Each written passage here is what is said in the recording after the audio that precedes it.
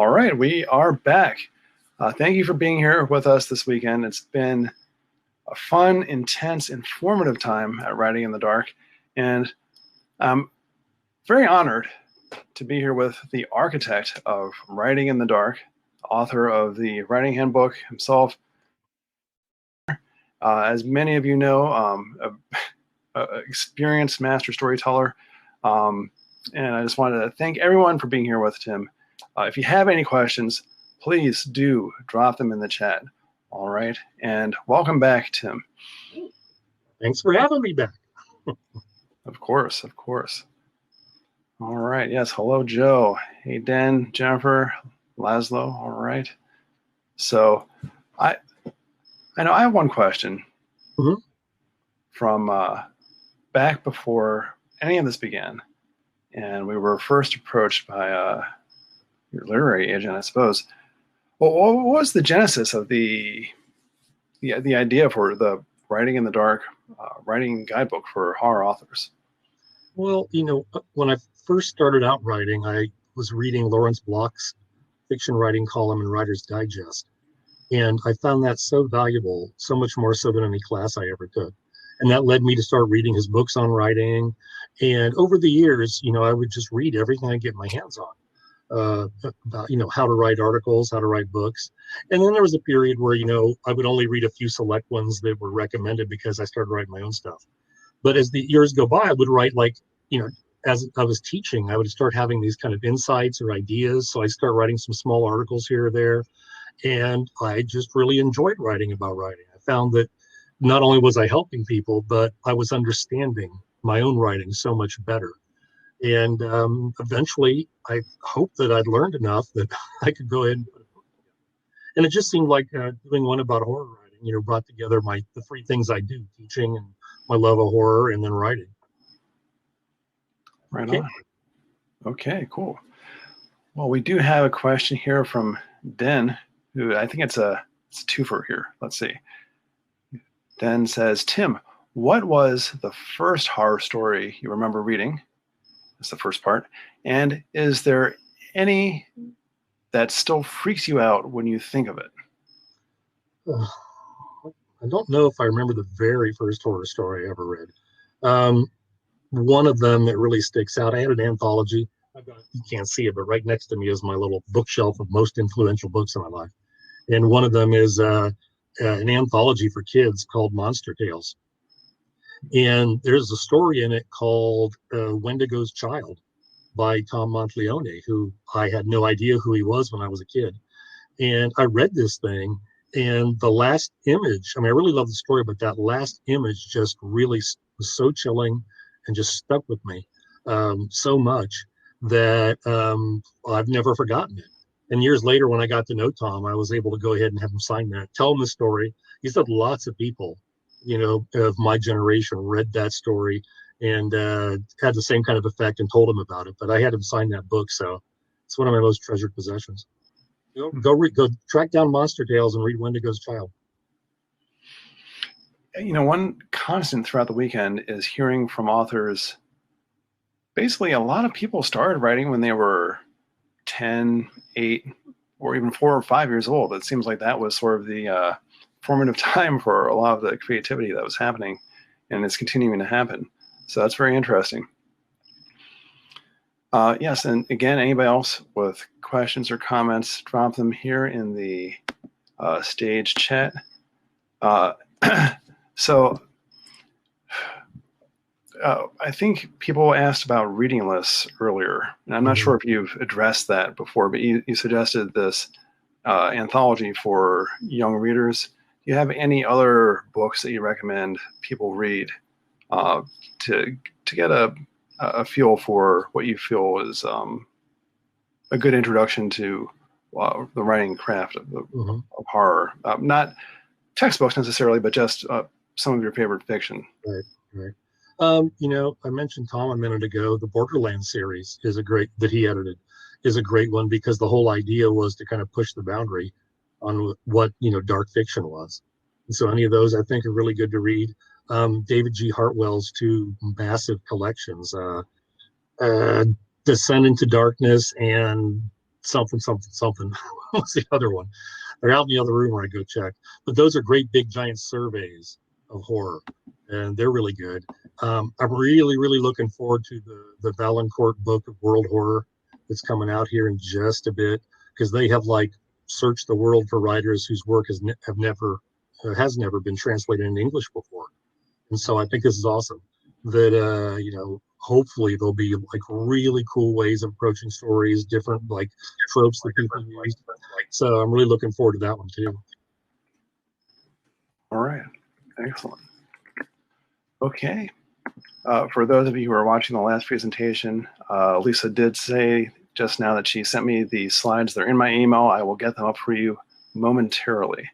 But back to the subject of the hour. I would say, okay, I think I have something from Lee here. Tim, you've written so many novels. What is it, 50, and hundreds of short stories, and across multiple subgenres? All true. And I wonder, do you ever feel jaded? Is it the variety that keeps you motivated? How do you stay fresh? That is a damn good question, and I don't know. I do feel, I get burnt out sometimes. I swing back and forth between the pendulum of wanting to do like very literary in the sense that it's just art for art's sake, not necessarily written to be literary. And then I want to go ahead and do something that will just like be a hit and make a lot of money. And my wife just kind of laughs at me as I go back and forth through this cycle over the course of like a year or so. I also seem, it's almost like a creative biorhythm. I seem to be like, it's like about a year and a half, really, that I've come to realize that I'll get dug down in the dumps for about like maybe a month or two, somewhere in that year and a half. It's like in between them. And then I'm okay again. And it can be just different things that energize me. Sometimes it's nice, at this point in my career, if like people ask me to do stories for anthologies, that's really nice. If I finally break into a market that I've been beating my head against for years, that's really cool. So that can be energizing. Sometimes it's just a chance to do something. Like the next book I'm going to write for Flame Tree Press came from like a little phrase that popped into my head when I was in my late teens or early 20s that I imagined writing a novel about. And now I finally get to do it. And it really feels cool to have that be sort of a culmination of something. Doing tie-in work is nice because it can be like a nice antidote from wallowing in darkness. Because even if a tie-in is like an Alien tie-in or something, I mean, it's still just fun. It's not like I have to go anywhere inside myself. It's particularly dark. So that can be good.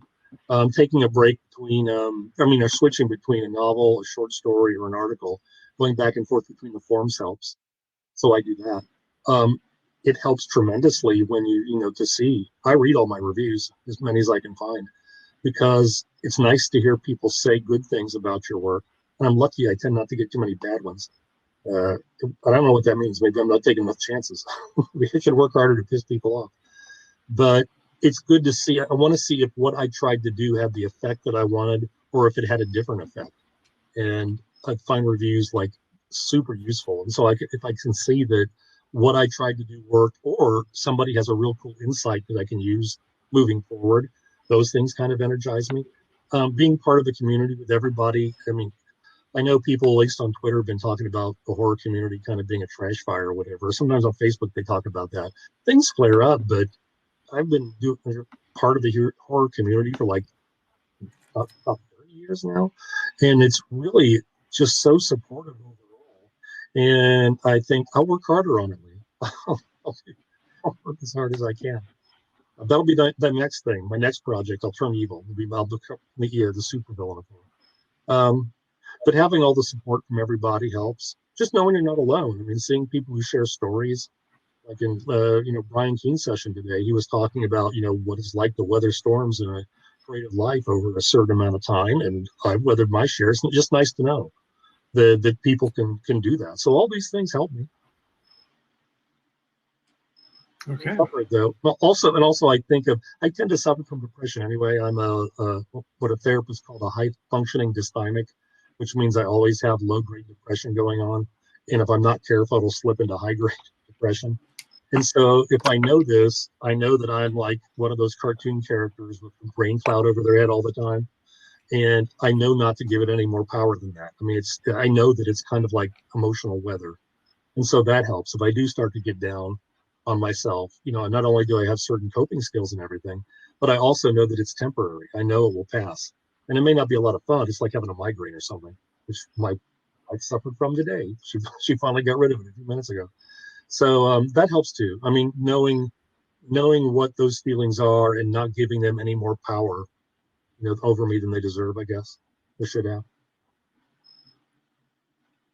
Okay, excellent. Good advice.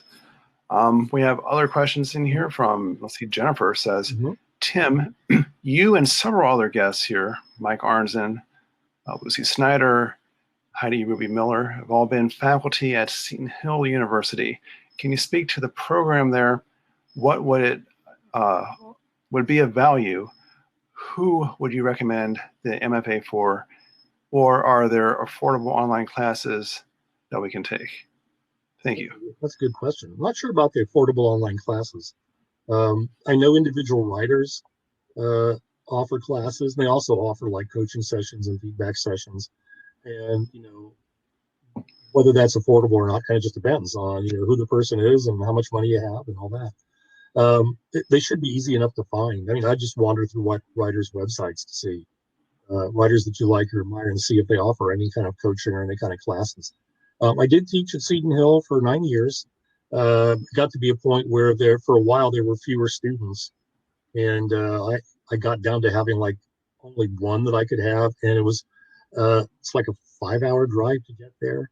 When you do the residencies, and money-wise, it just didn't work out with everything else that was going on. I ended up getting behind on work for the week that I was there. And so as much as I loved it, I kind of decided that at least for a while that I needed to go ahead and make sure. And I was also hurting my work at the school I teach full time too a little bit. And so I'm like, I can't really split my focus as much. The program there is, the people that have gone through it are the ones to ask, because it's easy for somebody who teaches to say, oh, this thing's great, and here's what we try to do, and this is wonderful, and here's the impact it has in somebody's life. But we don't know. Not the same way that the people that have been through it. I think at Seton Hill it's really valuable because all the faculty are the mentors are dedicated professionals. They all are publishing professionals. When you're looking for a teacher, you need three things. You need somebody who can do the thing they're teaching, whatever it is, then somebody who understands how they do the thing they're teaching, and then somebody can explain how they do it to somebody else, or at least help somebody else do it, even if they do it differently. And so the people at Seton Hill always seem to have those three things, the faculty members. It's a really strong community there, and they stay strong after. I mean, it's like a family that goes on forever. And so the networking opportunities there are wonderful, and just having all those people to support you over time. So the program itself, I would say, is valuable. There's over the years that I was there, I noticed there was a tendency for just some students to kind of not care what the mentors would say about their work because they could just self-publish it anyways. Who cared? So I was starting getting some of that would come in, a little pushback to the mentors because it's like it's our story. We should be the ones to go ahead and do it. And I think that's kind of normal, in a creative program anyway. That was the only downside I could see, and it's a small one. In terms of the degree, MFA, it's really, in a practical sense, it's only good if you want to teach writing. And theoretically, it is a terminal degree, meaning you can get a full-time tenure-track job at a college teaching with it.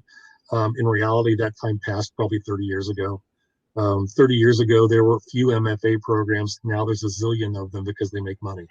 And that doesn't mean that people who teach them aren't good and they're not valuable for you. It just means lots of people have MFAs. And because of that, now usually people prefer you to have a doctorate if you want to get a full-time teaching job. You might have a better chance getting a full-time teaching job at a community college with an MFA. They're expensive. Sometimes they have teaching assistantships. A lot of times they don't. They might have scholarships. A lot of times they don't. Programs are different. They have different philosophies in terms of the kind of fiction or poetry or nonfiction or drama or whatever. Um, they really depend on who teaches there. So it's worth your time to go ahead and figure out who these people are and read some of their stuff. Look up interviews with them to see if they like genre fiction or not. There are more genre-friendly programs than there used to be, maybe a dozen or so that I've seen, because I was looking around to see if any of them might be good places to promote writing in the dark. And so I was found a number of them. You can go to the Association of Writers and Writing Programs website, and you can go check out like all the colleges pretty much that have it. That website, I'll put it here real quick. You don't have to belong to this organization to, here we go. You don't have to belong to the organization to check it out. The biggest reason to get an MFA, though, is because you think that experience, those 2 years or change maybe in some programs, that those 2 years are going to help make you a better writer. And you want that experience because you don't need it. I mean, with the feedback and the guidance from faculty, if you find that valuable, that's great, but you don't need an MFA to do anything. The only thing you need to do, I tell my students all the time, the only rules with writing is only one. You have to make marks on a page that communicate ideas. That's it. There's nothing else that's a rule. Everything else is just custom and the way people tend to do it right now in a given culture. You get better by reading and writing is the most important thing. And, of all the writers I know, some have degrees in writing, most don't. A lot of literary writers get the MFA because literary fiction can't make any money at it for the most part, because it has an even smaller audience than popular fiction. And so they tend to kind of want to go into a teaching job or something to support themselves. So, I mean, there's lots of different pluses and minuses about the MFA. The biggest one is don't go into debt for it. Don't go into debt for any kind of college degree at this point, unless you had to. So I hope it's kind of a downer, but some of the things I said, so hopefully it's not too bad. Too bad, Jennifer. Yeah, I would say, that was all great advice. As far as I know, the Seton Hill program was the first popular fiction master's program. And as Tim pointed out, there are a ton now, Stone Coast or something, and a bunch of others. Yeah, some are just friendly to it, but they're still open to that. Yeah. And if you're not familiar with the Associated Writing Programs, AWP is a great resource, and they have a great yearly conference. I'm assuming that will be virtual coming up next year. It's usually February or March, but definitely check it out. And just real quick for everybody who was here for the last session, these are the slides that were promised for you to download from the screenwriting session that we just had. And to follow up on these other questions, Laszlo says, Tim, what are the biggest mistakes when writing horror fiction, things which make you quit reading the book instantly?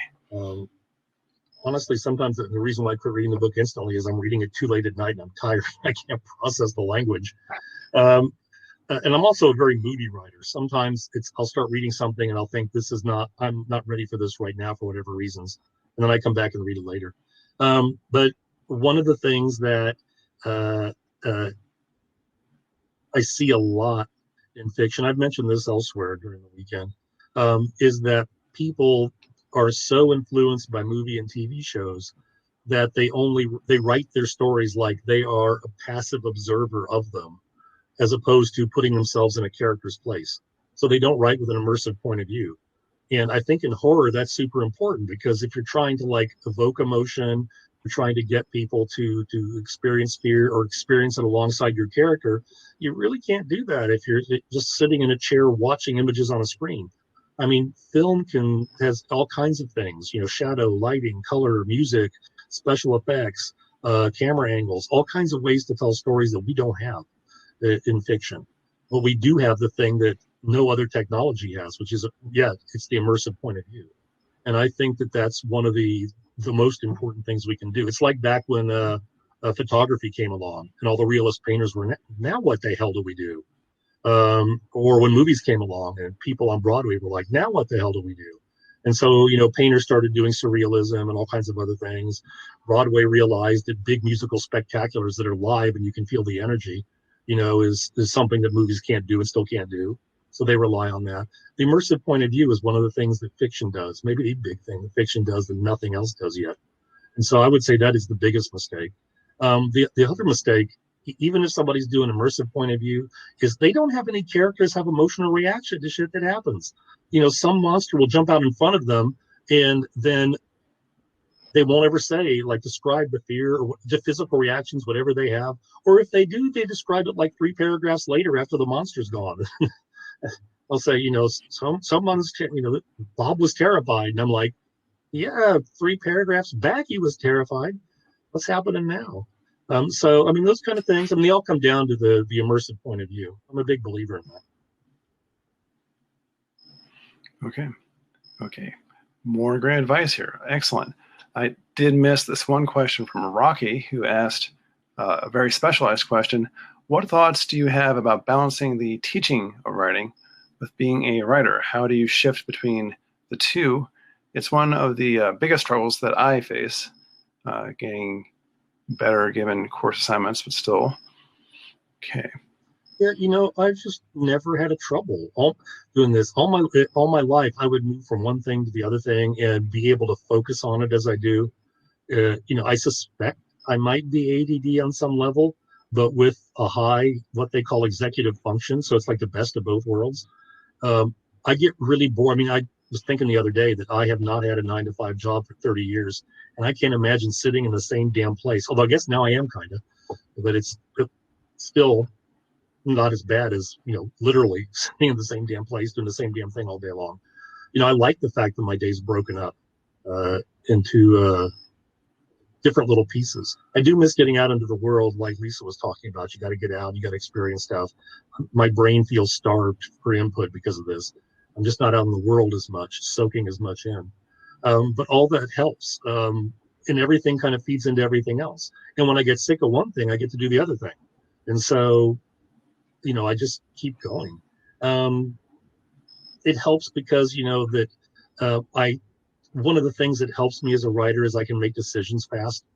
And because I make fast decisions, I can start writing pretty quickly. I don't have to get in the mood. I don't have to struggle with it or anything. Somehow I'm able to do it even with all the self-doubts that everybody has. I still have yet to figure out what it is that keeps me writing when I think it's a big pile of crap. And I'll complain to my wife, and she's like, well, if you hate it, it must be good. And so the juggling of it, it just seems to come naturally to me. And because I can write, I make decisions quickly, I don't need a ton of time. I mean, I can, I only really need about an hour and a half or 2 hours a day in order to get a book done in 3 months. I can't get much else done in that time, maybe not a short story or whatever. Short stories are harder. It takes me a while to gear up to get the idea and the concept and get them written down. But novels, once I'm chugging along, I can just get them done fine. I'm lucky because I don't seem to need to revise that much. Editors hardly ever ask me to revise anything. Sometimes, but not so much. So that's good. So yeah, I guess I can just juggle stuff. I don't know. I wish I knew better how, so I could help other people do it. Well, whatever it is you're doing, just keep on doing it. That's the main thing. All right. Lee weighs in with an ominous question here. Now, she says, now that all of your craft secrets are in this comprehensive Writing the Dark book, is that the end for the Writing in the Dark blog? Do you have additional tips to share going forward, or do you see a shift in focus to those for your information? That blog is an absolute fave for me. I always make a point to stop and read it over coffee. A real treat. Yeah, I'm thinking now, just say putting up a link to the book every month. Just say this month's blog, and here, just go read this damn book. No, I intend to keep it up. I often don't know what the hell I'm going to write about. I try to do it monthly. I don't always. That's one of the things that'll slide if I get real busy with other stuff. So, but I always try to make sure I do one before I've got some kind of release coming out. And I toss around all kind of ideas. And as long as I'm still teaching and thinking about writing myself and encountering problems and, even stuff that I've covered before, I'll cover it again with different insight because I've changed. Or, there's lots of stuff. As long as I stay plugged into social media, I get to see all kinds of stuff that's going on in publishing at any given time. And, I can talk about that. Um, a lot of times too, one of my secrets of productivity is I like do double and triple duty with stuff. So, if I create a blog, I might turn it into a PowerPoint that then turns into a presentation. I might then turn it into an article. And so, I think about all these things. Or if I do an article, it might become a blog. Or if I do a PowerPoint, it might become this. So I think I'll be able to keep going. I don't know. I hope. It hadn't occurred to me till now. So I hope that you just didn't jinx me. All right, let's not jinx it. Okay. Yeah. I mean, you have had some just really great, informative, even if you do happen to cover something that overlaps with other writing advice that we've seen elsewhere, you definitely have your own unique spin. And not only in the blog, but also the YouTube videos. And this is totally irrelevant, but do you find a difference between the different mediums for conveying these messages, either for nonfiction or also for horror, for your fiction? Yeah, the I don't know what I would have to do a longer than 15-minute blog, but Facebook 15 minutes is fine. After that, you're supposed to run it through some kind of software, and my computer hates it and won't do anything. Because I did one that was my media tie-in one I did originally was like 30 minutes, and I could not get it to upload, so I just went back into the shorter one. So it really feels like it's a challenge to kind of condense it down to what almost is like a listicle kind of. Um, but I also know that there are a lot of people that that's their preferred way of getting information. My youngest daughter, she's 20, and most of the stuff she does is on YouTube. Um, so I just thought I'd try it and see. Originally, I was going to explore it as a way to put up videos for my classes when we first started lockdown, until I realized that I could just post the damn videos on our course page. I didn't need a YouTube channel to do that. But then I'm like, I already got one, so I might as well. So we'll see. People seem to like it. Okay, I think I'll keep doing it too. But the more of this stuff you do, the less often I get things done. Like if I put a lot of stuff into my newsletter and a lot of stuff into YouTube video and a lot of stuff into my blog, it's like I kind of have to spread it out because I can't keep doing all of that at once. And I try to make the content different, so I'm not putting up the same thing in all three of these areas. All right, all right. Well, somebody was asking about horror-related blogs. If there are any horror-related blogs that you recommend, and also to expand on that, are there other horror resources online that you would recommend authors check out? Yeah, I mean the Horror Writers Association. I mean they have, most people probably know, but it's just horror.org. They have all kinds of free resources. And, somebody wants to send me an email, I can send them the little handout I give my creative writing classes. It just has a bunch of sites for writers on it. And every writers organization has a lot of free content for people. Um, and checking out maybe the links to members pages, because a lot of them have all kinds of cool blogs. The science fiction writer, Robert Sawyer, um, his might be sfwriter.com, but he has like all kinds of writing resources. And for my novel writing classes, I always use his page where this has his outlines and synopses, and they're for his books. And so he has like 10 outlines he used to sell books and like 10 synopses that he wrote afterwards. And usually you don't see this kind of stuff. You don't see examples of it. You see articles where people tell you a little bit. And so there's a ton out there. But I would use like the authors organization pages as kind of like my sort of starting zone, I guess, starting point. And then just go ahead and ask, just like, Rocky did here. Just whenever you got a bunch of people together on your social media, just ask which blogs people find useful. And plus, there's lots of people that write articles like that. Best horror writing blogs or whatever, best horror blogs, and you can find all kinds of stuff pop up pretty quickly. Okay, excellent. Again, more great resources. Definitely check out horror.org if you have not done so already. That's always a great suggestion. Referring back to our pre-event survey that so many of you did fill out, I just wanted to check and see if there were any questions that we did not get answered by any of our guests thus far during the weekend. One person did ask that, and maybe you addressed this in your workshops, what's going to happen with publishing after the pandemic, and also with horror in specific? Well, this is just me suspecting, but publishing, the traditional bigger publishing is kind of ground to a halt. Um, my agent's having trouble getting anybody to read anything, to get back to run anything. Nobody knows what's going on. They're still wed to the idea of getting books in bookstores, even though there aren't any much anymore.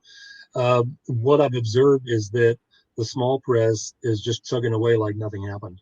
And I think that in a lot of ways, it's kind of like, the dinosaurs dying off, but the smaller mammals are nice and nimble enough to adjust and keep going.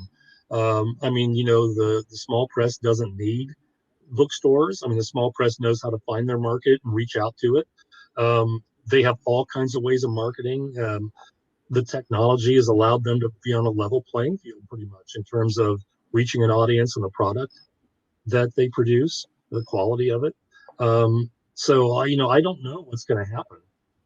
Like Brian said in his session, that there was sort of a new horror boom coming up, or at least I don't know if it'd be a boomlet or what, but it was coming and it was real. And I know of other publishers that were just gearing up to kind of do a horror line. And I don't know if that momentum is gonna be squashed. I have no idea. I think horror's still gonna be around. It's always around, and there's always gonna be a market for it. I think that the small press has really risen in a way that they'll stay they connect writers to the horror community in a way that bigger publishers never really had done. I mean, Leisure function with Don Dory, it did function kind of like a small press. I mean, in some ways, because they had their Leisure Horror Book Club and other things. And they had back then a message board for fans in ways that other publishers didn't do, for horror fans specifically. So I think that the small press keeps doing what it's doing. I think they're going to keep stuff alive and keep that niche going, and we'll see what traditional publishers may do as they come along. I don't know if it's going to help self-publishing at all. I think that I echo what some of the other people said in their sessions. It is hard as hell to get noticed as a self-publisher. It just is. I mean, it's hard to get attention for your book. So I don't know if that's going to be any better or any worse. I haven't seen any signs of it being any better right now, but I just may not be plugged into that. Okay. Yeah, I will say that, as a publisher, we did have a few months there in the beginning of the pandemic where we were really wondering what was going to happen. But yeah, we're doing really well now. So I'm actually surprised to hear this about the large publishers. So that is very interesting information. Yeah, they're probably doing okay with like King and Kuntz and everybody. But in terms of like, sure. the mid list and bringing on new people, especially. Yeah. Well, maybe we'll even see them sort of hit the same stopping point where Hollywood is trying to figure out what to do with their blockbusters now that people can't get into movie theaters. I'm not sure. The Tor Nightfire line, is that what it was called? The new horror line from Tor? Is that supposed to launch in early 2021? Maybe if they don't already have a couple things out, but I think they're dedicated to that. They seem to, be chugging along just fine with that. I don't think that's going to go anywhere unless Tor itself has massive problems. But I think so far so good with that. I think Angry Robot might. Okay. I know they're interested in doing more horror, so they might. We'll see. I don't know. I know that slowed down because of the pandemic a bit, but I know they're still interested. So I think we will still see, people moving toward that. I hope we will. Okay. Well, yeah. Thinking positive thoughts, keeping fingers crossed. Let's keep the horror on the page instead of out here in the real world, right? If not, the small press can feast on the big press's, flesh as they're dying. So that's positive, right? Yeah. Hey, I'll take care of my grocery bills for a while. All right. So, yeah. Do you see yourself ever doing a follow-up to Writing in the Dark, or is this something that you might go back and sort of tweak as the markets adjust and what have you every 5 or 10 years. Yeah, maybe. I don't really know. One of the things that'll help. I think it's inductive reasoning where I have to gather a bunch of stuff and then I know what to do. I can figure out general principles from it. I think that's what that is. I don't think it's deductive. Whatever it is, that's what I do. So I won't know what to do next until I start seeing people's reactions and hearing what they like and dislike. People will talk to me and say, "Oh, this exercise worked great," or "This happened," and that'll spark new ideas. Um, I don't know. I've been toying with a memoir of what it's like to just have a life in horror. Rick Howdler wrote one. It was only an ebook, but you can still get it. But I thought that was really interesting. I really enjoy reading kind of those kind of things. Maybe I'll do something like that. I don't know. But I'd have to come up with enough stuff that I have to say that's new or different. So maybe it took me 30 years to get to this point. So maybe when I'm 86, maybe if I make it that far, maybe I'll have some more stuff to say. But I'm open to doing it. Okay. Okay, excellent. I did miss a question earlier from Betsy, who was asking, how do you decide something is ready to go? It's a really good question. I mean, if you have a deadline, that's an excellent way. It sounds facetious to say it that way, but in the last 20 years, I haven't written a book that hasn't already been contracted for. So I've got a deadline. Short stories, I have deadlines for the ones that I've been invited to submit, but I'll still do one or two or three a year, maybe, that don't have a deadline. And they're done when I can't think of a way to make it better. I spend a lot of time like visualizing and going over dialogue. I don't know what that would be. You don't visualize it, but I can kind of hear it or whatever, or imagine it written down or hear it in my thoughts. And I go through a lot of different permutations of a story before I sit down to write it. It's kind of like the visualization technique, like in sports. They tell you, imagine hitting the ball and it's already accomplished before your body does it. And that seems to help me a lot with making decisions. Um, a lot of times I don't know until somebody tells me it's okay. So it's a gamble. Um, it's you've prepared everything that you can prepare, and then you take your chance. I guess it's like diving. You practice and you've learned what you've learned, and then you just jump off the cliff, and you'll see how it turns out once you're done. And so it's still nerve wracking for me to send stuff off, and often I'm just with the stuff that I've been invited to submit, that stuff doesn't get rejected very often ever. Um, but for the stuff I send out on my own, yeah, I mean, that gets rejected all the time. My story, How to Be a Horror Writer, that was nominated for a Shirley Jackson Award. My God, that thing was rejected. I don't know how many times, but it was because it was a weird experimental piece. It was metafictional and all kinds of things. So I try not to go back and change things unless people give me some idea of what to change. There's also just a feeling, this years and years ago at a writers workshop at a convention in Columbus, Ohio, Gary Bronbeck and Charlie Finley, who's the editor of FNSF now, we were sitting around and people asked us a question: how did you know when you'd moved from here to here, when you written something that was professional?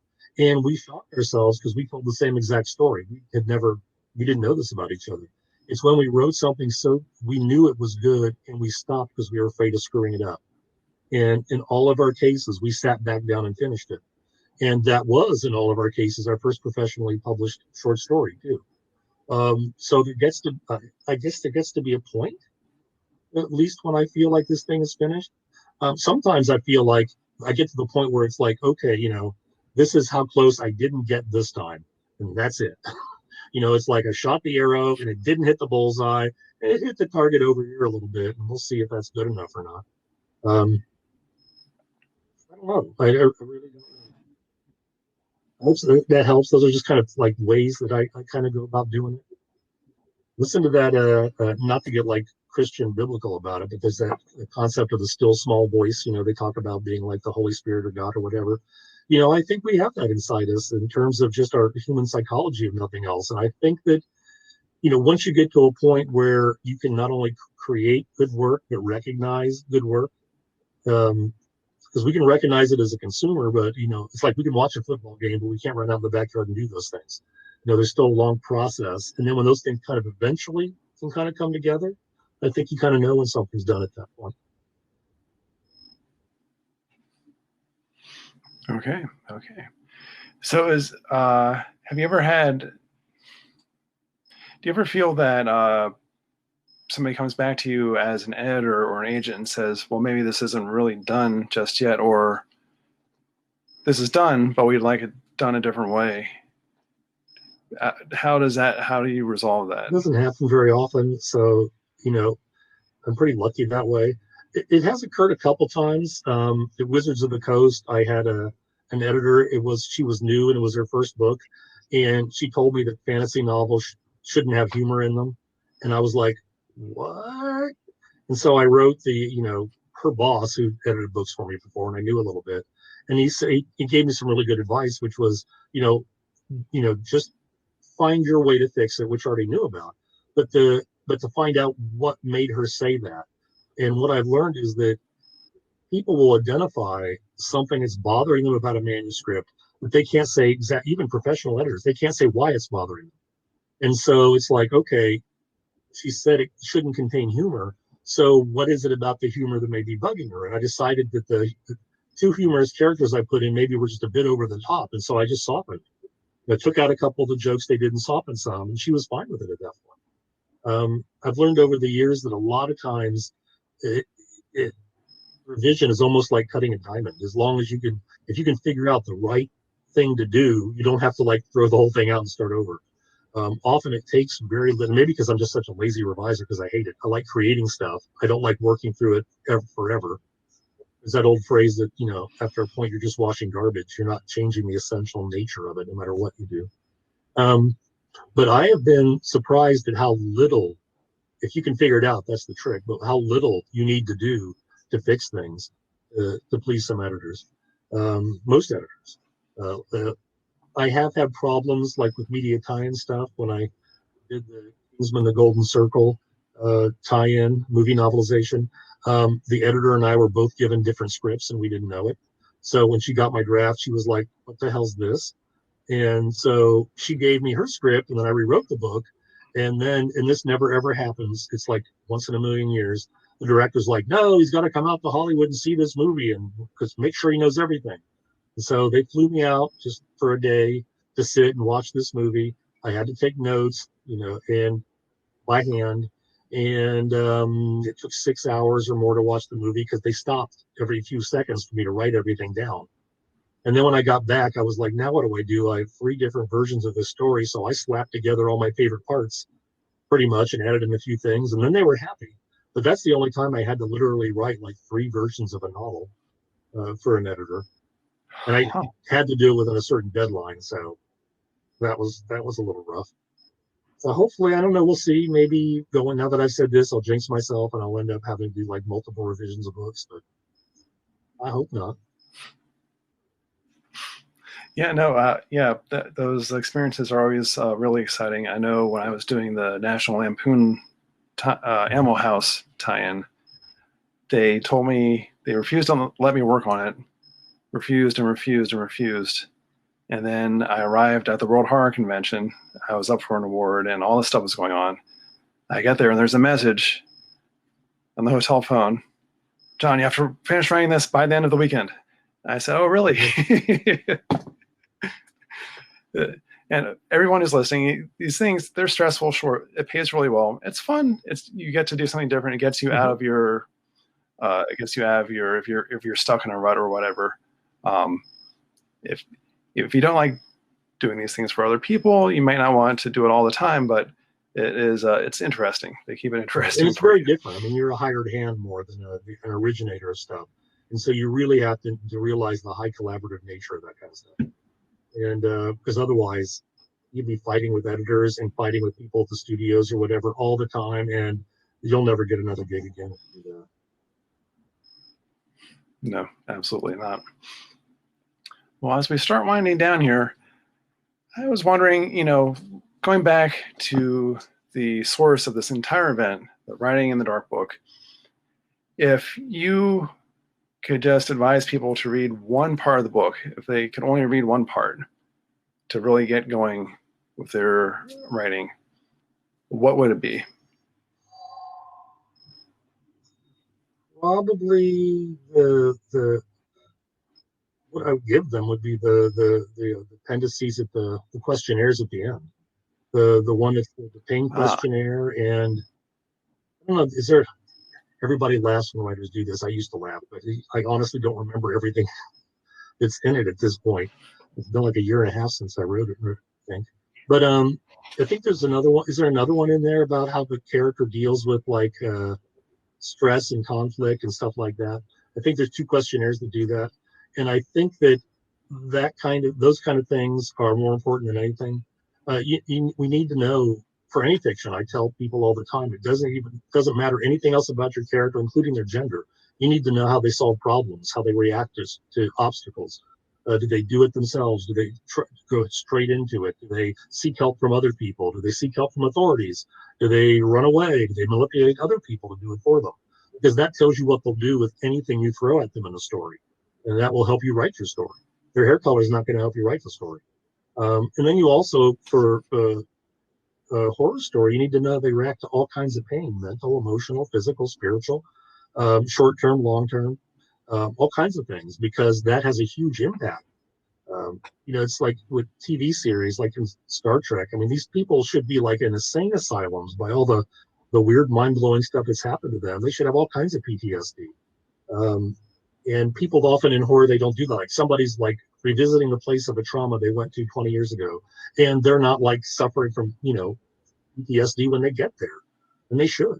Um, but I think those things generate an awful lot of story ideas, but an awful lot more uh, emotional reality and authenticity to the stories. So yeah, I mean, if I had to just pick just anything out of that, and then maybe any place in there that gives people ideas for how to write their kind of horror as opposed to just copying other people's. Anything that will unleash what's theirs. And there are like bits and pieces throughout the book where I do that. So just that particular concept. I guess those three things.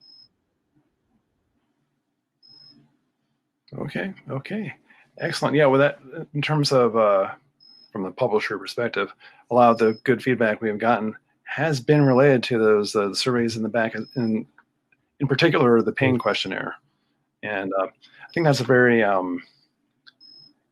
great insight about the spiritual pain. You mentioned pain questionnaire. Of course, people think of all sorts of terrible physical things that can happen, but so often in terms of crafting a horror story, when you're dealing with your protagonist or your central characters, because you may not necessarily have a protagonist in the traditional sense in a horror story, but so often the one of the driving forces is the spiritual pain that the people have Mm-hmm. gone through. Yeah, in a very real sense, all stories are stories of people in pain. I mean, even if it's like for Hmm. a 3-year-old, and this happy little rabbit has lost his carrot, and he has to try to find his carrot. His friends help him find the carrot. There's no villain there, but there's a problem, and that rabbit is sad or hungry or something, and that's pain. Lack is a pain. Need is a pain. And I think that a lot of people don't understand that about fiction, that it's people trying to deal with pain somehow, or relieve it, or address it, or escape it. Um, and I think it's really important. And that questionnaire just popped into my head somewhere along the line of writing it. I mean, I just wrote it for this book, and I'm really glad that people are finding that useful. Yeah. Well, hopefully a lot of people will be finding that to be helpful very soon. It is coming out, hitting shelves in stores virtually, I suppose, this week, and libraries across the country and even internationally. We're very happy. Thank you all who have ordered this book or who've gotten your stores or libraries to order this book. We are seeing a lot of interest. And of course, there have been some big reviews.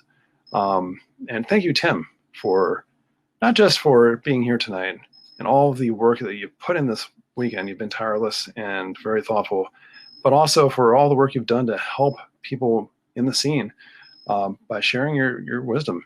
Well, it's I say this many times, but one of the things that I was taught when I first started to become part of the community was that, in science fiction, fantasy, and horror, you pay it forward.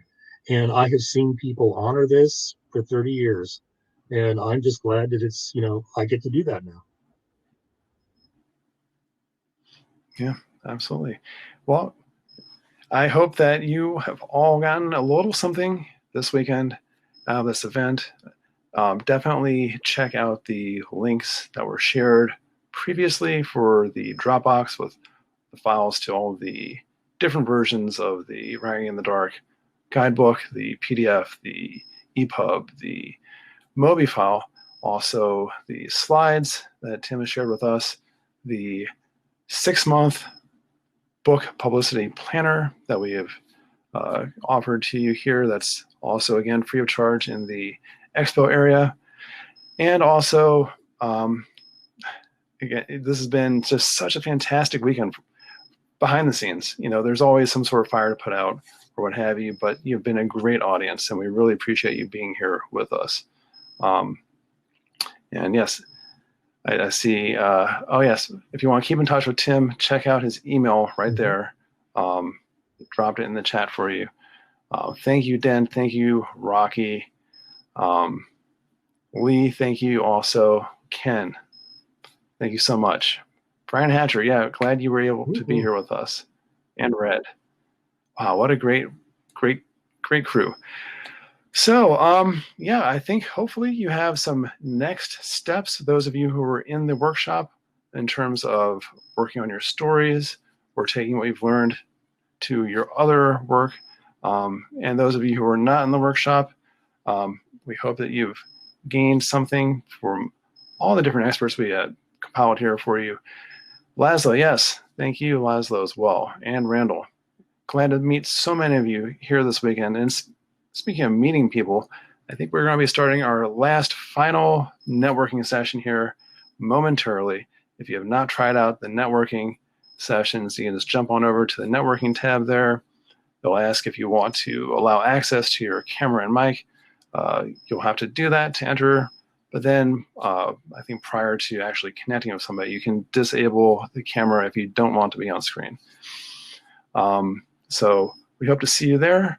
I will personally be over there if you want to give any feedback this weekend from this weekend's event.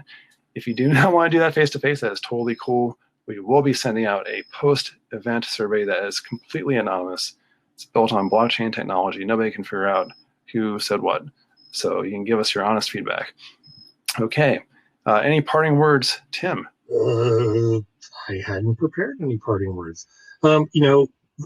Whenever I'm like trying to promote this book, I want it to do well. I want it to do well for John and Jennifer because of them taking a chance on how hard that they worked. What I really want to do is just reach as many people as possible. I want to reach as many, kids that are thinking about writing or think they're weird because of the stuff they like and the ideas they have.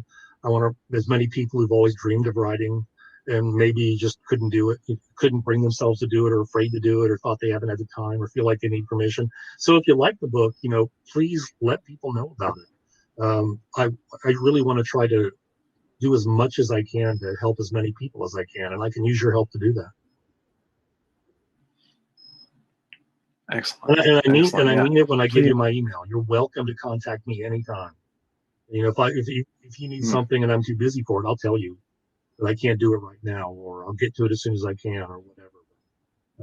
As long as it's for the rest of either of our lives, whichever one ends first, you're welcome to go ahead and contact me anytime you need me. All right, great. I'm glad that you sort of put that qualifier there on the contact, so it wasn't too open-ended and you had people contacting you from beyond the grave or anything like that. That would be awesome. Think of all the story ideas you get. Right. Talk about doing some research. Right. Yeah. Okay. Okay. Well, I think that about wraps it up for the Writing in the Dark online symposium. Thank you for being here. Again, downloadable content is available in the expo area. We will be sending out another email, like I said, with the anonymous survey and also links once again to the downloadable content if you did not get it. All right. We will be seeing you all later. Thank you so much. And thank you, Tim. Thank you. Well, everybody, thanks so much for coming.